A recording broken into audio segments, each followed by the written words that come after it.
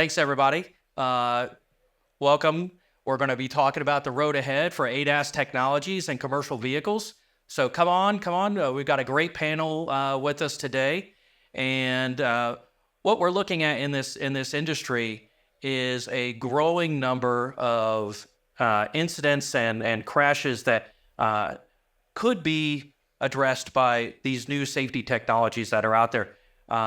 The last data that we're looking at that's available is from 2022, and there was another increase in the number of truck-related crash fatalities. We're up to over 5,900 crashes in 2022.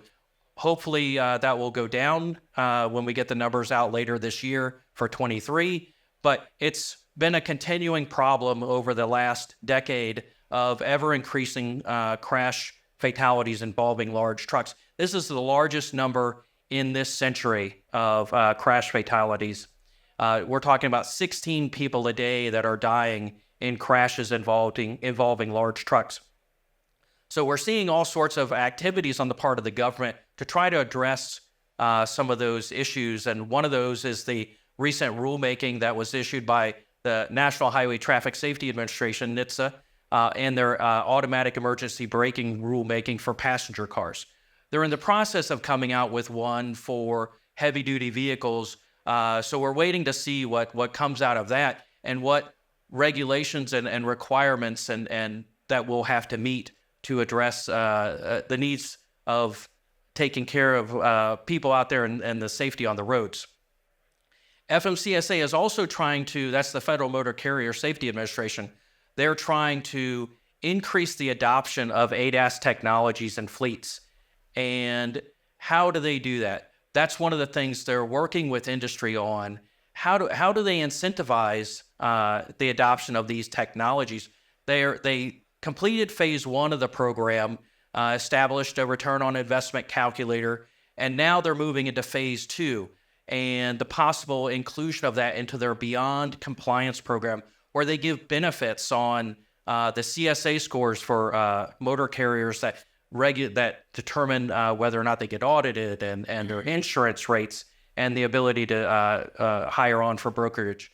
But in all that, we've got a great panel with us today. I'm going to let them introduce themselves, and I'll start out with me. I'm Wiley Deck. I'm Vice President of Public Policy and Government Affairs for Plus.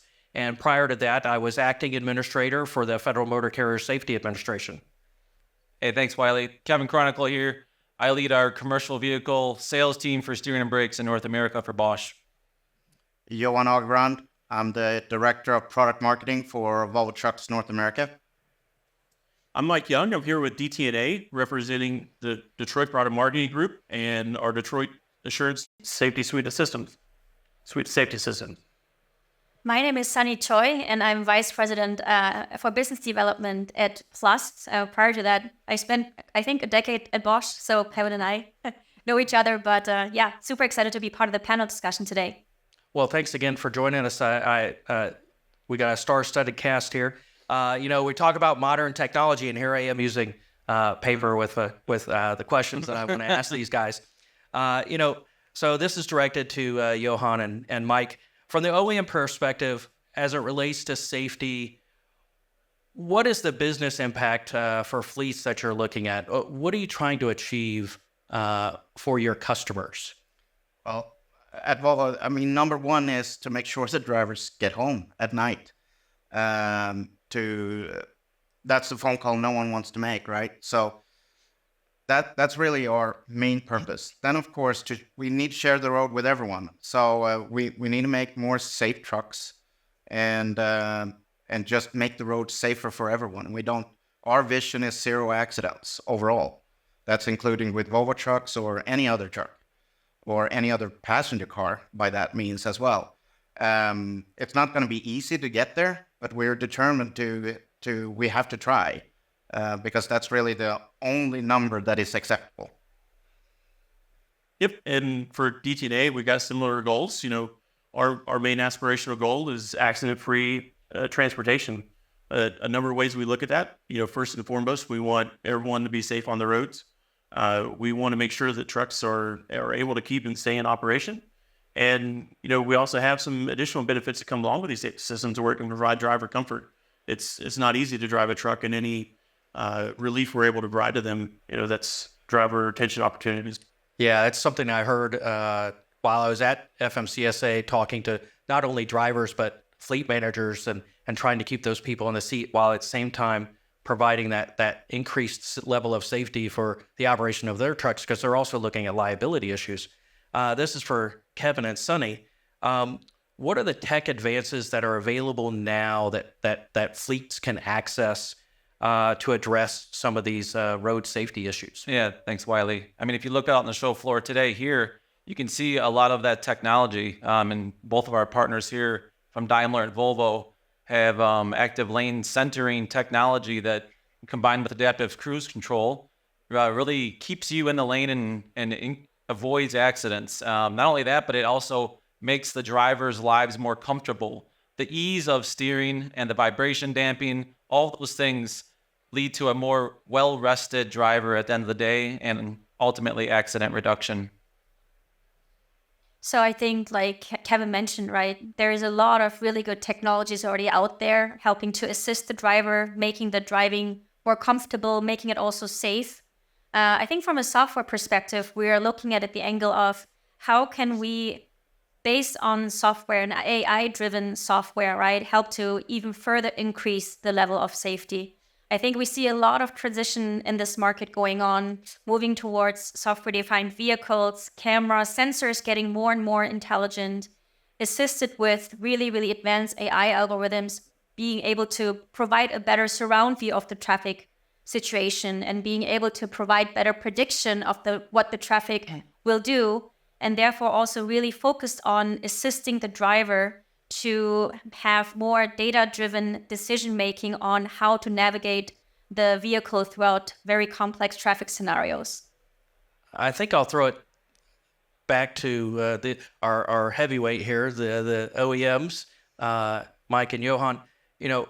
What does next-gen ADAS look like to you guys, and what do you see for your customers with next-gen ADAS? Kick it off. We're constantly developing, the next system. Can't get into too much about what we'll be, coming out with here next, but we've made a lot of, gains since we launched Detroit Assurance in 2015. Back a few years ago, less than 10 years ago, barely any trucks on the road had, much of a safety system at all. So our base safety system suite is Detroit Assurance with collision mitigation and active braking. So we've gone from having, no take rate up to, nearly 90% of that. In addition to just that base safety system, we have, lane departure protection. We have lane departure warnings, assistance, and notification whenever the driver gets out of the lane for, more of the base features. We also have the side object detection where we're able to track, objects over on the side of the vehicle where the driver may have a blind spot. So with seeing where the features are going, a lot of our goals is to anticipate every situation a driver may find them in and come up with a way to help them, no safety system is going to be 100%, guaranteed to stop an accident, but we at least want to mitigate it and lessen the severity of those. Yeah, so it's really broadening what the ADAS and them do. So we started with front collision, right?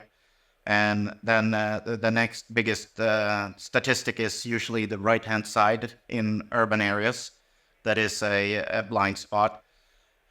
Pedestrians, so that has been added as well. You're looking at one of the difficult ones is going to be animals.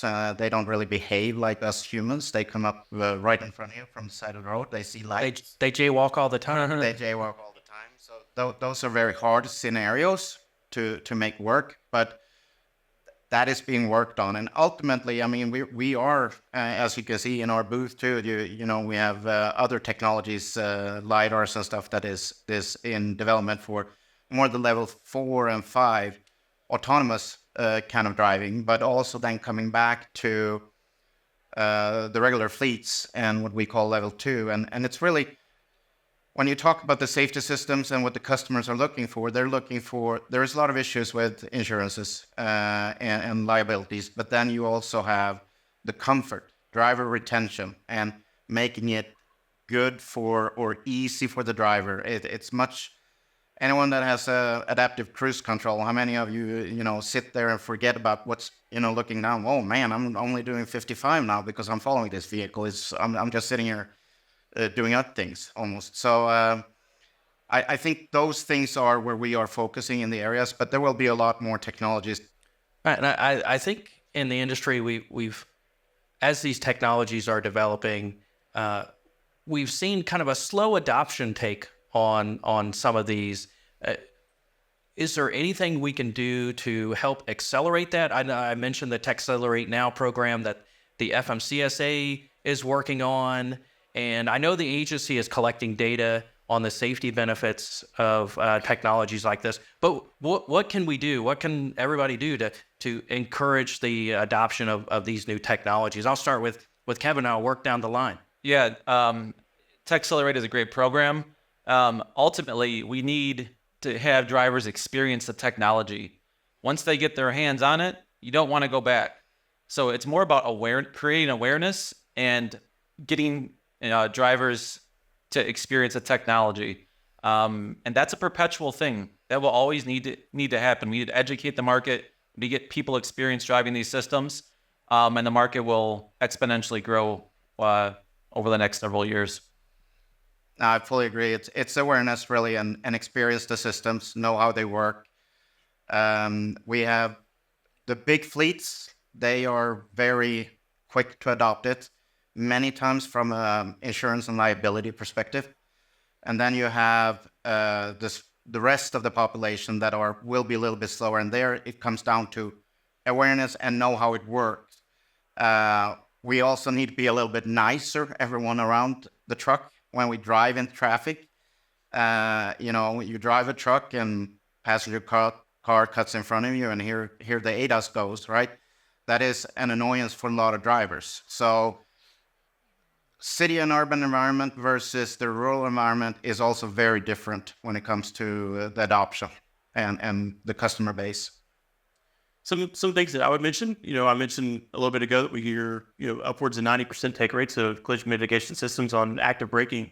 But if you think about the other systems that start to step in that have steering controls, with active braking, there's chances that a driver may never experience that, or if they do, it's very, very rare. With active steering, you're starting to have, interactions with the driver having, resistance on their steering wheel constantly. So it's one of those things where we're worked through a lot of education with drivers and fleets to train them on the benefits of the system, and then also through continuous product improvement, a number of areas that we want to lessen the impact of drivers, make the systems not quite so loud. We work on those kind of things, put switches on the dash for the areas where they absolutely have to turn them off. We make those kind of things available to them. So it's a lot of adapting, trying to get drivers to better understand the systems and find the benefits. Something that I would say about growing the take rates. We've gone a long way just in just a few couple of years. We've had it available to us. We have a number of fleets, very similar, over on the large fleet side, who say, "Give me every safety system you have available to me, and tell me how much it costs later."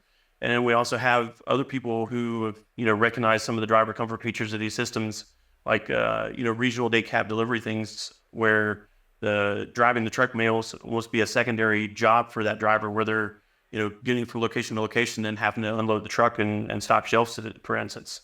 So making it the best use case for each individual customer is a big thing we're focused on.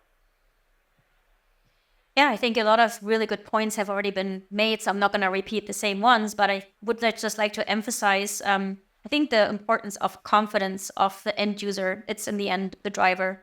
So how do we create the confidence? The confidence comes with them feeling really comfortable that the system is reliable, that the system really navigates and drives like they would basically drive. It has to feel natural. It has to feel smooth.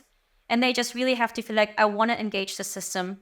I think nowadays there are still challenges, whether it's false positive warnings and that, distracts the driver more than it makes him feel safe. I think those are the areas where, we can help together with bringing technologies together to increase the level of confidence and comfort to use such systems. I think that's one point. And the second one, maybe just also touching upon some business aspects. So when we talk to customers and let them experience our product, they think it's really, really great, but bring me the business case. How does it help me to reduce my insurance costs? Or how does it help me to reduce driver retention related costs? So all of these things of confidence, value, but also how is the overall cost, and it creates a positive business case. I think this is an area that we together between tier ones, OEMs, and also software tech players like us need to collaborate on really finding that sweet spot. Yeah, I think, Johan, you mentioned it. I think what we like to say about these higher level ADAS, these next gen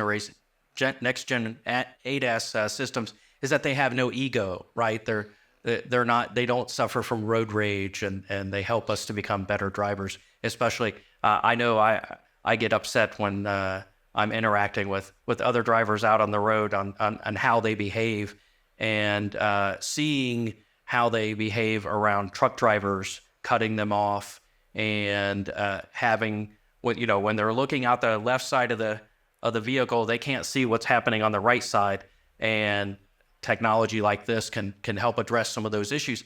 I talked earlier about the automatic emergency braking rulemaking that's pending before NHTSA for the heavy vehicles. Do you see, and we'll start with Kevin on this, but do you see this, that type of mandate as a potential to increase the take rate for these technologies, or are the fleets and others, some will adopt, as Mike said, the higher levels, give me everything you've got, or will they just do the bare minimum to meet the requirements of NHTSA and the safe operation under FMCSA? Yeah, I look at it almost like a gateway. So when AEB becomes mandated, drivers will be experiencing more levels of autonomy automatically. And that's a freeing of the mind almost, of accepting that technology because they have to use it. And that will inevitably open the door for greater levels of autonomy and acceptance mentally of those drivers, I think. Johan? No, I fully agree. It's that you have this thing with acceptance. So you got to get customer acceptance, and the more people that experience this, then the more acceptance we will get out there for these systems. And as OEMs, of course, we will always keep working on that. If someone is cutting in front of you, we might have a different sound volume, recognizing that car is actually going a little bit faster than the truck, versus if it brakes very hard, then we might raise the sound volume to get that attention to the driver. All right, I want to kind of switch modes here real quick.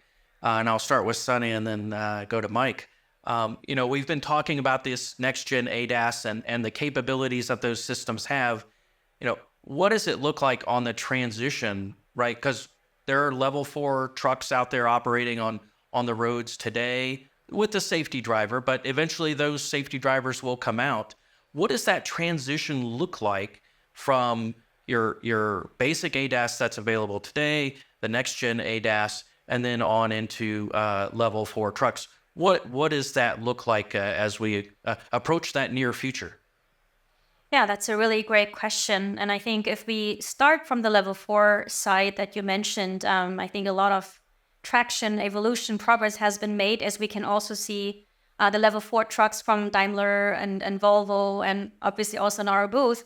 At the same time, I think the industry also has come to realize that it actually will take some time until it will be adopted by fleet customers at scale. Everyone wants to deploy them, test them, but I think there's no real scaling path yet concretely. And I think the industry in general agrees that it's going to be still quite some time out until it scales. So that's why we believe in an evolutionary approach. What we see in the market, that the driver assist systems today are so critical to save lives today and making the driving much easier. And that there's also a more openness to adopt new features that make the life even better or better in terms of driving. And so we see a real opportunity based on software to increase the performance of such features, that you reduce the number of false positives, for example, but at the same time that you also can upgrade and release more features over time when you feel like this feature is confident, has been tested, and is also something that the driver really wants to use. And by pursuing this evolutionary approach, we think that this will really help to increase the adoption rate and also the trust from drivers so that they incrementally get used to such semi-autonomous features. Something I would say with the release of autonomous, technology as it's coming out is, if I relate it to our traditional products, that we may, design a diesel engine and do it kind of, behind the scenes, and you may not see everything. It will involve our major customers in the development of it, but it may not be something where the public gets to see everything.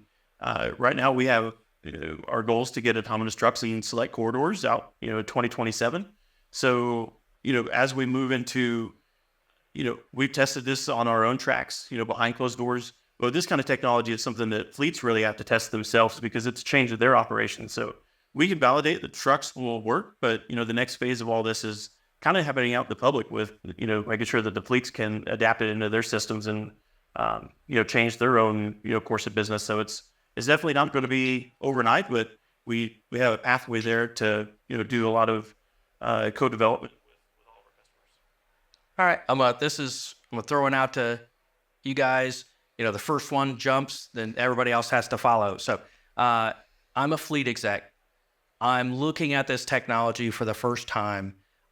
In the past, I've just done the bare minimum, right? I've just getting by with the bare minimum of safety technologies. Now I've got a bigger budget.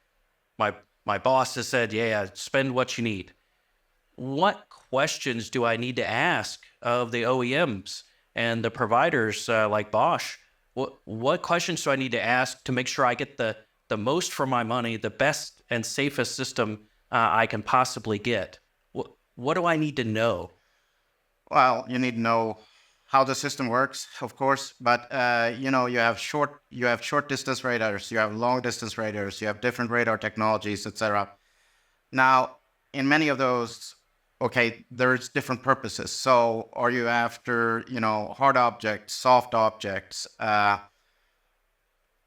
right-hand side, the turn is, will that also take a pedestrian? What is the size of the object to detect?